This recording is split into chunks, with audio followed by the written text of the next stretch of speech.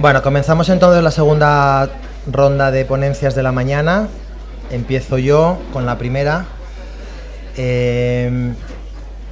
Esta segunda sesión el tema de las ponencias es sobre el ceremonial como manifestación de ritual.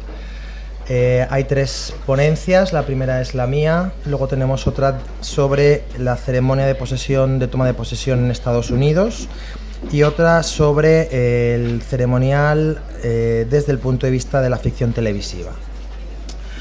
La ponencia mía es un viaje en el tiempo, de algún modo. Apareció un día en mis manos de forma absolutamente casual y sin buscarlo un libro de la Biblioteca Nacional, un manuscrito, que era el libro de etiquetas de la corte de Felipe V, del año 1711 exactamente.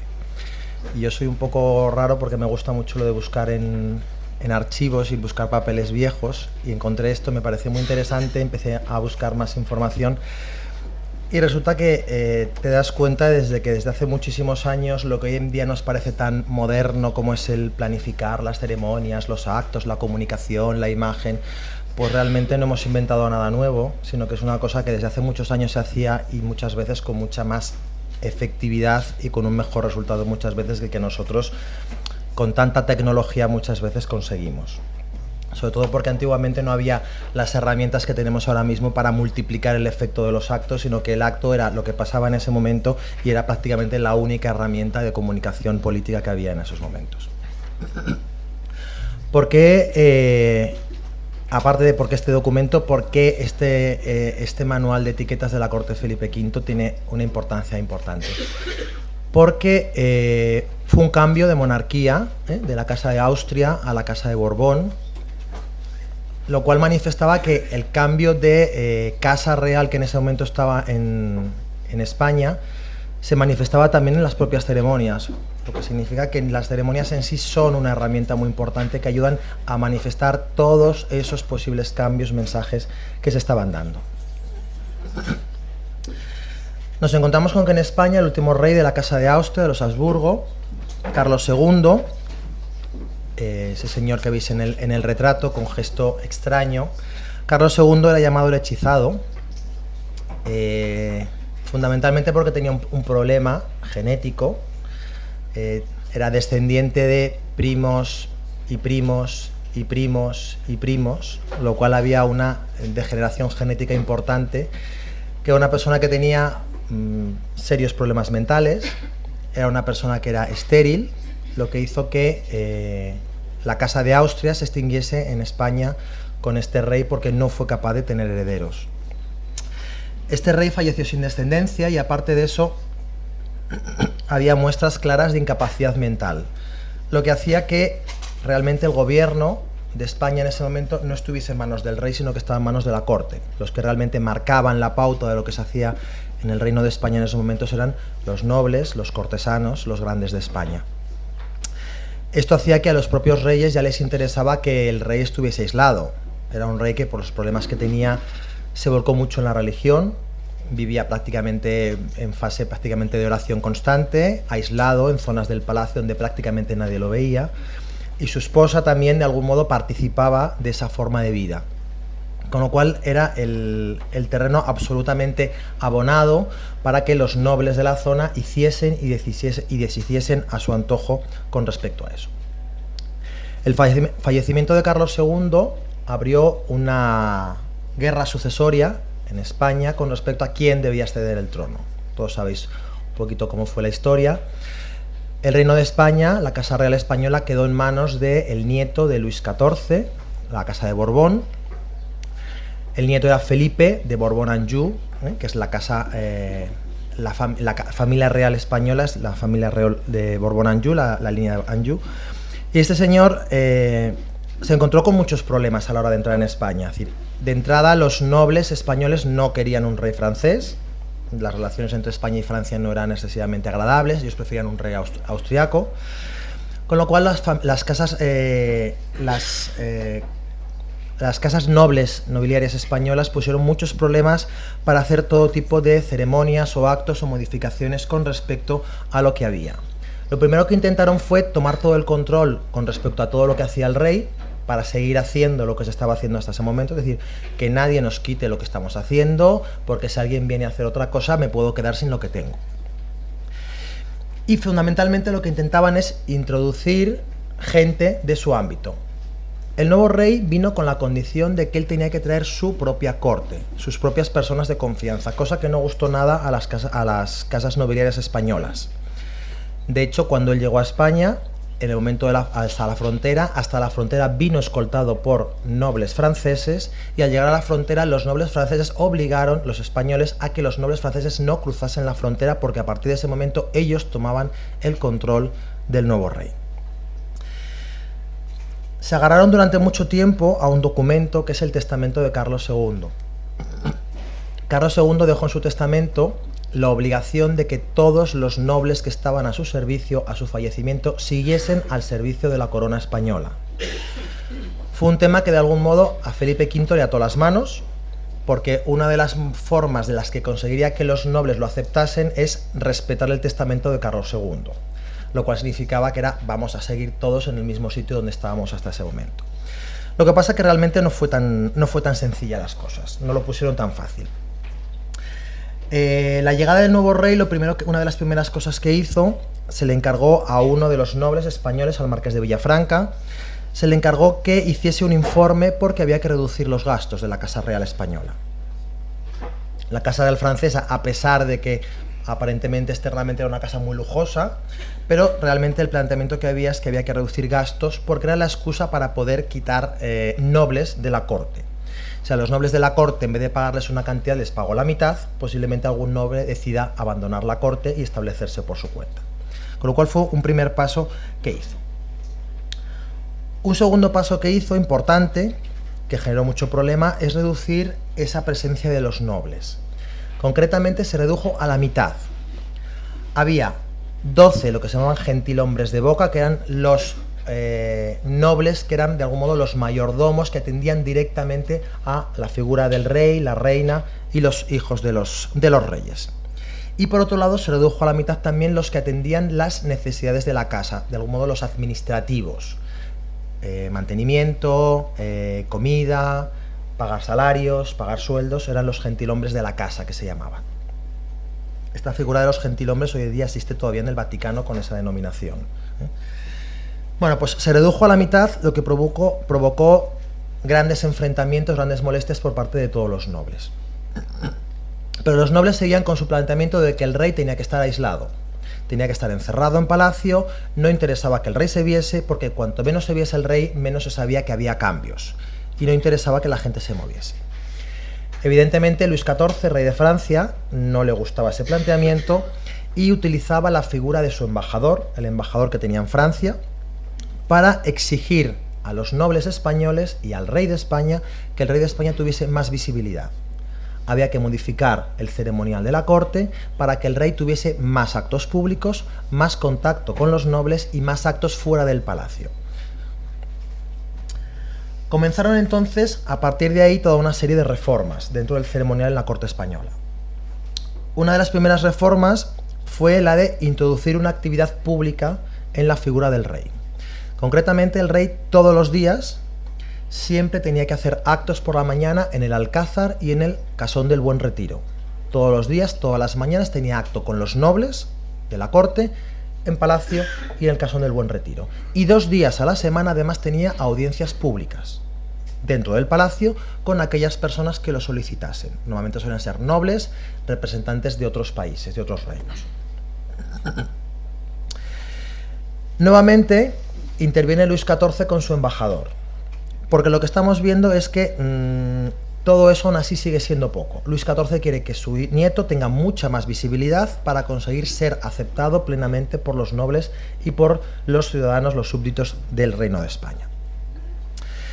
Se planteaba que la etiqueta española en ese entonces era una etiqueta muy restrictiva, faltaba actividad externa y había que insistir mucho más en la presencia visual externa del nuevo rey en el exterior. Una de las siguientes cosas que se hizo fue abolir las normas de etiqueta fuera de la corte. una presión que hicieron fuerte. Cuando el rey, una vez tomado posesión en Madrid, decidió visitar el resto de territorios, concretamente fue a Cataluña y fue a Nápoles para presentarse como rey y jurar los fueros de esos territorios, la organización de esas visitas, de esas tomas de posesión en otros territorios, no fueron acompañados de los nobles españoles, sino que fueron los acompañantes de la corte francesa los que marcaron los actos. Y hubo concretamente problemas y conflictos importantes. Uno de ellos, uno de los cargos que aparecen en la corte, es lo que se llama el sumiller de Cortina. El sumiller de Cortina tenía la función prácticamente en exclusiva, que era de acompañar al rey en los actos religiosos. Porque los actos religiosos, hasta entonces, el rey siempre estaba tapado por una cortina para que los súbditos no pudiesen ver al rey en las ceremonias religiosas. Siempre estaba cubierto. La función del sumiller de cortina era cuando el rey accedía a la tribuna o al estrado donde él iba a seguir la ceremonia religiosa, el sumiller de cortina corría esa cortina para que no se le pudiese ver directamente. Bueno, pues uno de los conflictos fuertes que hubo fue que en la presentación en Cataluña, en la Catedral de Barcelona correctamente, el sumiller de cortina no fue al viaje y se permitió ver al rey directamente, sin la cortina, en un acto religioso. Provocó un conflicto grande con el resto de los nobles, porque los nobles consideraban que eso era una falta de respeto y una falta hacia la figura y el valor de la figura del rey. Con eso se juntaba también un problema que desarrolló Felipe V. Felipe V llegó un momento en el que fue prácticamente incapaz de hacer actos públicos porque tenía ataques de pánico. Concretamente, en la visita a Nápoles fue cuando sufrió el primer ataque de pánico y coincidió que prácticamente no fue capaz de recibir y atender a ninguna persona en público más que a personas solamente en sus habitaciones en donde se alojaba en Nápoles. Con lo cual eso generaba un doble conflicto, la presión de Luis XIV de que tenía que tener mucha presencia pública y la propia problema de Felipe V con sus ataques de pánico en los actos públicos en el exterior. Otro de los temas importantes en los que afectaron los cambios fue en la forma de vestir también, en la etiqueta. La moda en el vestir en España hasta esa época era lo que se llamaban los trajes de golilla. Los trajes de golilla es la evolución de las golas antiguas, que conocéis, los cuellos grandes rizados que había en la corte española, reducidos a una expresión que era un cuello grande almidonado que soportaba se colocaba por encima, por debajo de la cabeza, que de algún modo enmarcaba la cabeza del noble que introducía ese traje. Se introdujo la moda francesa, que consistía en que desaparecía la golilla y lo que se utilizaban eran encajes, cuellos de encaje muy grandes, con grandes casacas que colgaban por el pecho. Bueno, pues ese problema también generó conflictos con los nobles porque no aceptaban esos cambios en la etiqueta. Querían seguir manteniendo el traje de golilla típico de la corte española, pero al final se introdujo y se aceptó la moda francesa en esto. Hasta el punto de que los nobles, concretamente el marqués de Villafranca, que era mayordomo del rey, la persona de confianza o puesta por los nobles como primera mano derecha del rey, él, cuando se introducían esos cambios, él decía que en España estamos acostumbrados a hacer las cosas de una forma y se tienen que seguir haciendo de esa forma. Seguramente no suena muy raro a cosas que se oyen hoy en día todavía. Fijaros que no hemos cambiado mucho en una serie de siglos la forma de plantear las cosas. En España las cosas se hacen así y no tienen por qué dejar de hacerse de la misma forma. Era el problema fundamental que había. Una de las cosas que más cambiaron con respecto a la época anterior es el acceso de los nobles al rey. Hasta ese momento, los palacios estaban organizados todos en una serie de cámaras consecutivas, una detrás de otra, en la que se marcaba quién podía acceder a cada una de las cámaras en función del rango que tuviese dentro de los nobles españoles. Si tenías un rango inferior, entrabas en la primera sala, pero tú no llegabas a la antecámara del rey. Y evidentemente a los dormitorios donde estaba el rey no entraba nadie prácticamente. Bueno, pues el rey Felipe V abrió el palacio a los nobles. De tal forma que había nobles incluso en los que se le permitía incluso entrar al dormitorio del rey para verlo cómo se vestía y verlo cómo se desvestía por la noche. Entonces, ese fue uno de los puntos que cambiaron fundamentalmente en el ámbito del ceremonial. Gran parte intentaron hacer como un ten con ten. Por un lado queremos abrir cosas, pero yo no me puedo enfrentar directamente con los nobles, con lo cual buscaban en algunas cosas, decían, respetaban el antiguo ceremonial, pero iban introduciendo pequeñas modificaciones. En teoría, El acceso al palacio, según la teoría, era según el antiguo ceremonial, pero en la práctica se iban marcando toda una serie de excepciones a ese ceremonial que a la larga convertían en un cambio absoluto respecto a lo que se estaba haciendo hasta ese momento. Nos encontramos, por ejemplo, con nobles, como por ejemplo el duque de Medinaceli. El duque de Medinaceli tenía las llaves de las habitaciones privadas del rey, porque las había heredado de reyes anteriores la familia. Entonces, él se quejaba de que el acceso a las habitaciones del rey era un privilegio del duque de Medinaceli y que los demás nobles no tenían por qué acceder a ese espacio. Con lo cual, seguíamos teniendo conflictos importantes con esos nobles. Otro que se quejaba también fue el conde de Fuensalida, que también decía que el rey estaba incumpliendo los juramentos que había hecho al tomar posesión como rey, al saltarse las normas del ceremonial y saltarse las normas que marcaba el protocolo hasta la época de Carlos II. En el año 1704 se emite un primer decreto sobre etiquetas en la corte, que es como se llamaba en ese momento las reglas de ceremonial, las etiquetas de la corte, donde dicen que se mantienen las costumbres que se habían marcado a ese momento. Ese ceremonial, aún así, incluye modificaciones. Por ejemplo, cambia la figura de los capitanes de la guardia. Los capitanes de la guardia del rey directamente cambian su posición. Hasta ese momento, siempre que había un acto público, justo detrás de los reyes iban los grandes y después el resto de servicio. El rey cambia en ese año y dice que los que van justo a continuación del rey son los capitanes de la guardia, y que los capitanes de la guardia reciben solo y exclusivamente órdenes directas de palabra o escritas del rey, de nadie más. Evidentemente, revuelo de los nobles que hasta ese momento controlaban los capitanes de la guardia. Esto no me gusta. Bueno, pues hicieron ese cambio. ¿Qué oposición tuvieron? Pues tuvieron la oposición, por ejemplo, de los mayordomos mayores. Se quejaron porque les quitaba puestos, porque normalmente ellos son los que iban inicialmente detrás del rey. Se quejaron los jefes de palacio, porque son los que iban detrás de los mayordomos mayores, es decir, todos iban perdiendo un puesto.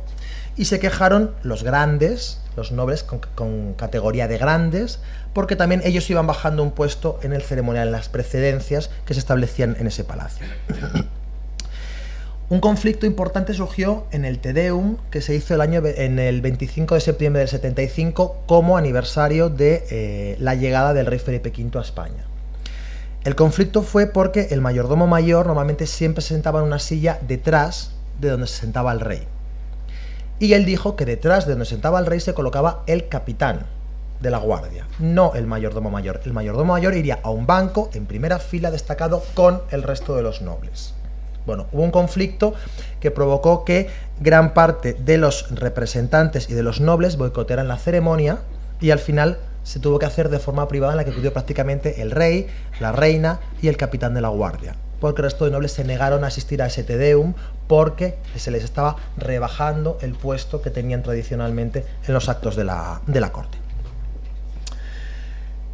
¿Quién fue la persona que más impulsó las reformas desde ese punto de vista? Pues la principal persona fue una señora que es la princesa de Ursinos, que era la camarera de la reina. Esta señora se encargaba de todo el ceremonial relacionado con la reina e influía directamente con el ceremonial del rey. Esta señora, que veis ahí en ese cuadro, francesa de origen, vino acompañando al rey cuando llegó a España.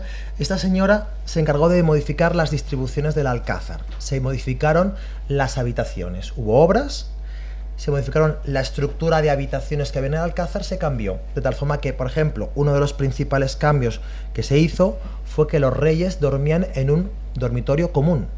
Hasta ese momento el rey tenía un dormitorio, la reina tenía su dormitorio y solamente compartían el dormitorio en los momentos que buscaban cohabitar juntamente. Pero habitualmente el rey tenía una zona del palacio y la reina tenía otra. Pues uno de los primeros cambios que se hicieron en la estructura, se tiraron paredes, se reorganizó las salas, fue la de hacer un dormitorio común. Y se empezaron a hacer antesalas. Las antesalas era la zona previa al dormitorio común donde los nobles ya podían acceder y el rey y la reina recibían en las audiencias privadas.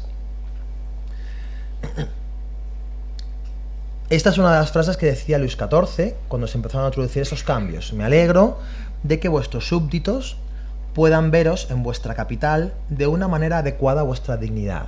Es lo que se estaba buscando todo el tiempo. Hay que hacer cambios, tienes que ser más visible ante los demás. Sin embargo, se siguieron necesarios más cambios. Hubo un cambio en el año 1709, donde se empezaron a introducir ya modificaciones como, por ejemplo, que al levantarse el rey por la mañana se hacían 2 entradas de nobles. En la primera entrada accedían los jefes de la casa, los capitanes, los sargentos de guardia, los grandes, los consejeros de Estado, los ministros de gabinete, el confesor y el capellán y su secretario de despacho. Todos ellos entraban a ver cómo se vestía el rey, para públicamente comprobar cómo era el proceso de vestirse el rey. Y una vez que el rey estaba vestido, en esa misma sala entraba el segundo turno, que eran los ministros extranjeros, los embajadores de otros reinos y otros hombres conocidos, siempre con una condición: cuando entraban a estas situaciones no era para tratar de temas de negocios, no podían proponer temas de despacho, era para ver y compartir con el rey el momento de vestirse y de desvestirse por la noche.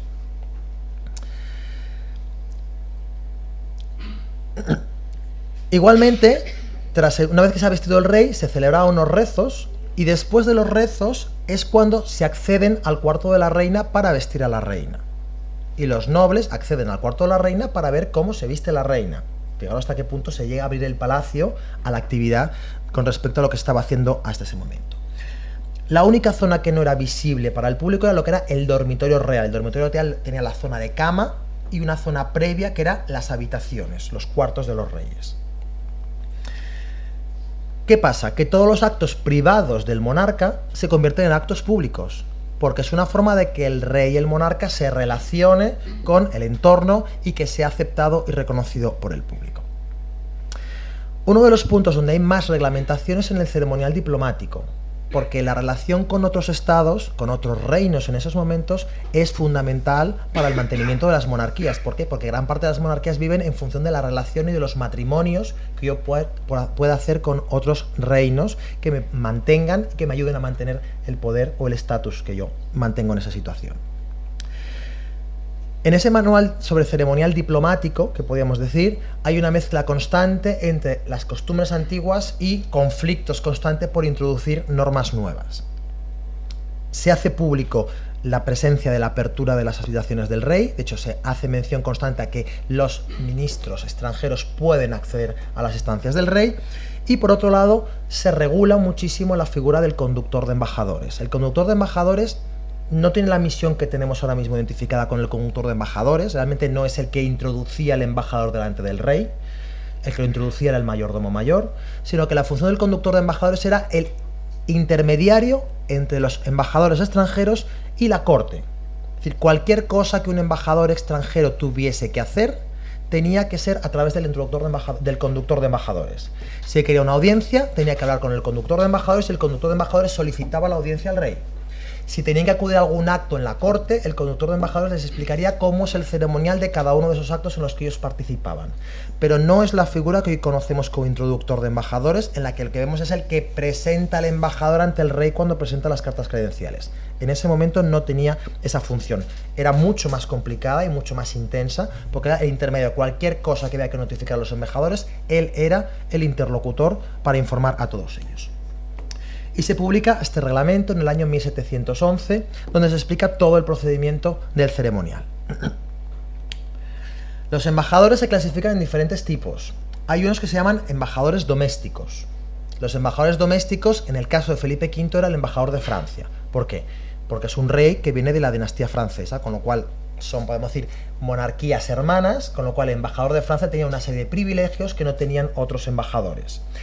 ¿Por qué se hace esto? Porque antiguamente pasaba lo mismo con el embajador de la Casa de Austria cuando el rey era Carlos II. El embajador de Austria era el embajador doméstico y que tenía privilegios y accesos directos hacia el rey. Luego hay los ministros públicos, que son lo que denominamos los embajadores. Los hay ordinarios y los hay extraordinarios. Los ordinarios son los residentes, los que viven en el territorio.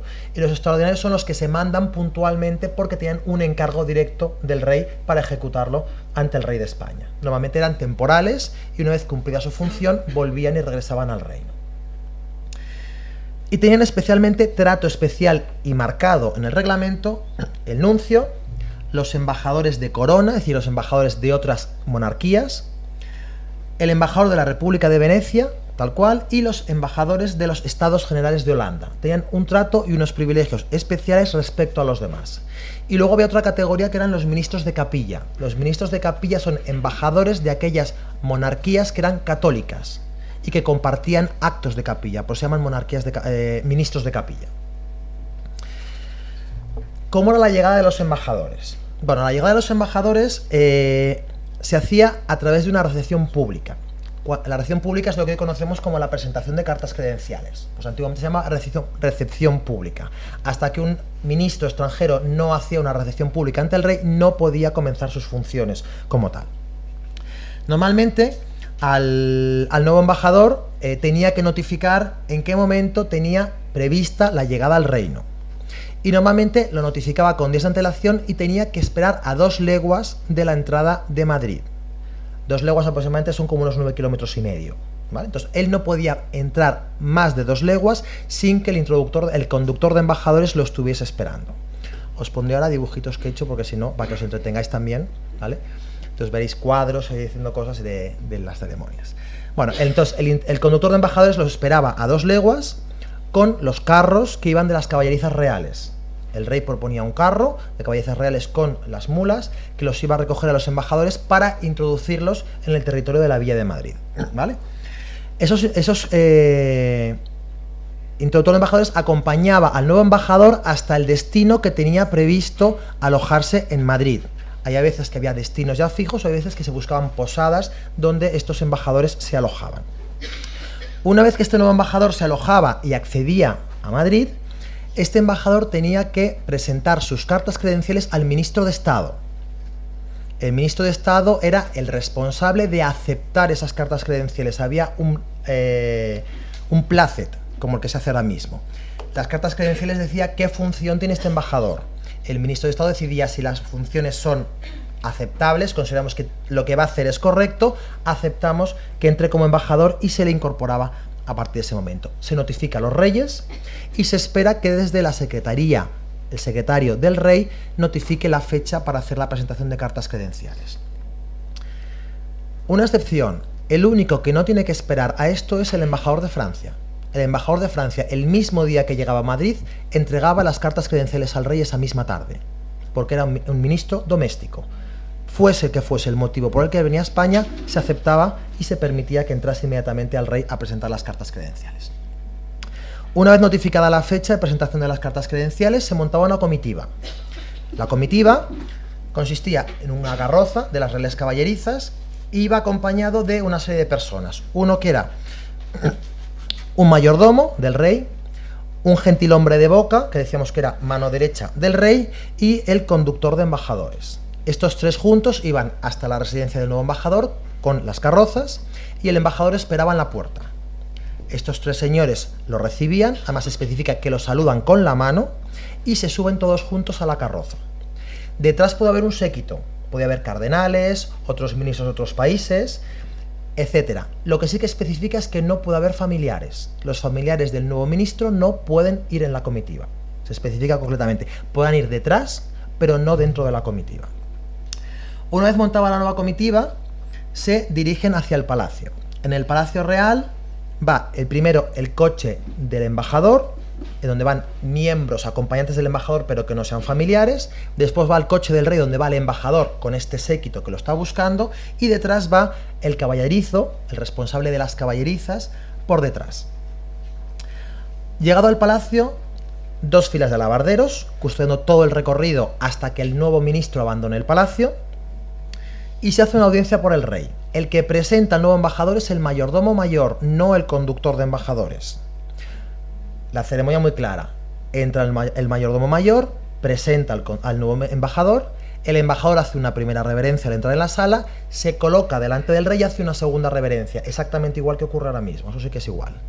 En ese momento, el rey le solicita que se cubra. Él entra descubierto, el rey le pide que se cubra y en ese momento le entrega las cartas credenciales. Una vez que le ha entregado las cartas credenciales, el nuevo embajador se retira sin dar la espalda al rey y saluda a los grandes, a los nobles que están en la sala con el rey.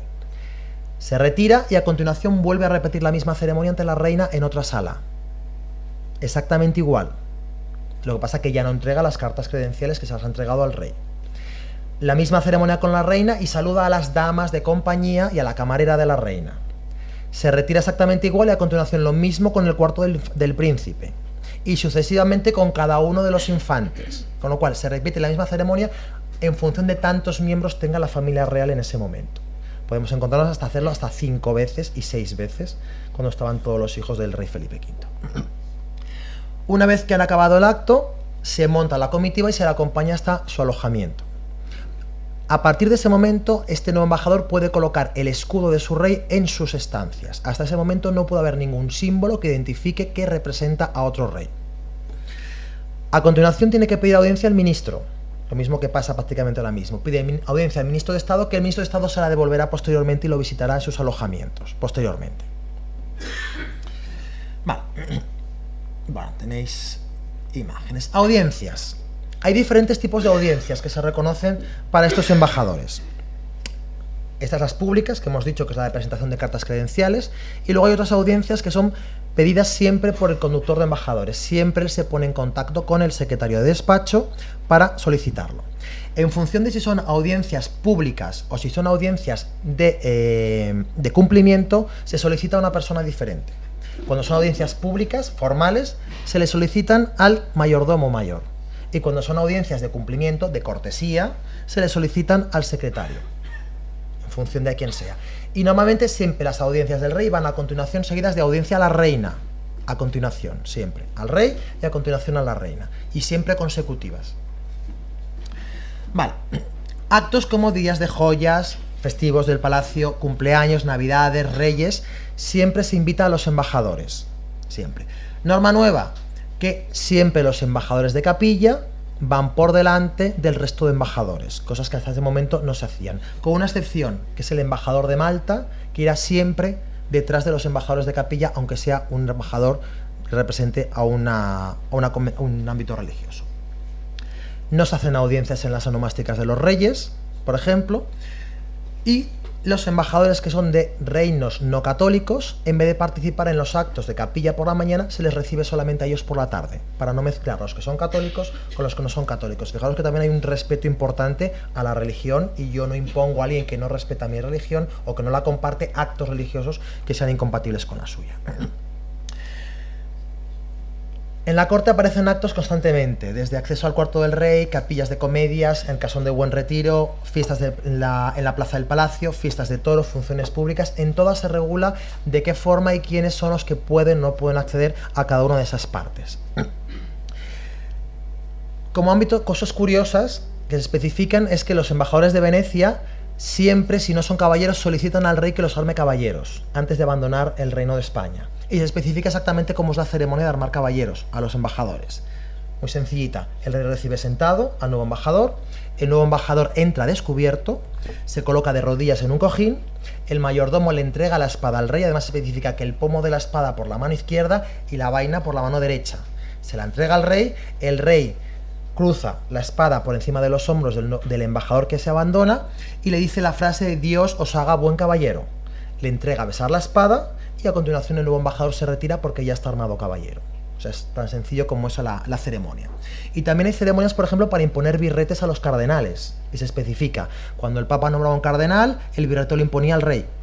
El rey en este caso recibe de pie, no recibe sentado, el cardenal llega, se lee la bula en la que se concede el birrete, el rey le impone el birrete al nuevo cardenal, se dan un abrazo, y a continuación el nuevo cardenal se retira para ponerse ya las vestimentas de cardenal que le corresponden, que hasta ese momento no podía vestir.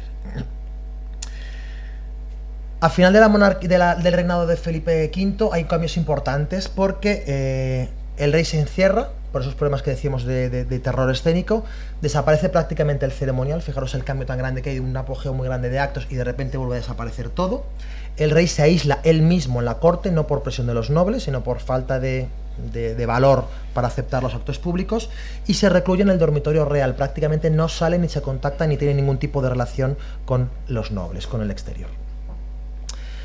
¿Qué conclusiones sacamos de esto respecto a lo que hemos visto? Está claro que en la corte y en esta época vemos que el ceremonial es una herramienta fundamental para comunicar qué es lo que el rey quiere o cómo el rey quiere que lo reciban o lo perciban hasta ese momento. Con lo cual, realmente se utiliza como una herramienta con un objetivo fundamental de comunicación. Es la única herramienta de comunicación que hay, la presencia, ausencia o la forma en la que me relaciono de ese monarca. Es evidente que los cambios de rey, de monarquías, incluso en este caso de familia, de casa real, afectan directamente al ceremonial porque traen costumbres, normas, hábitos y formas de hacer las cosas diferentes que intentan que se instaure en cada uno de los sitios, como ya pasó, por ejemplo, en la Casa Real Española anteriormente, por ejemplo, con la llegada de Felipe de Habsburgo y el reglamento del Protocolo de Borgoña. Está claro que el ceremonial y el protocolo son una herramienta fundamental para la transmisión del poder, y el poder no en el sentido del mando, sino el poder de la transmisión de quién tiene más importancia con respecto a los demás, y se buscan los símbolos para hacerlo. Y por último nos encontramos con que en esta época concretamente el ceremonial es fundamental para las relaciones diplomáticas. Las relaciones diplomáticas solamente se hacían a través de los embajadores, y el hecho de cómo yo tratase a un embajador y qué cosas yo podía hacer con ese embajador es lo que me permitía que las relaciones futuras fuesen más o menos fluidas hasta ese momento. Y por mi parte he acabado. Así es que vamos con la siguiente persona.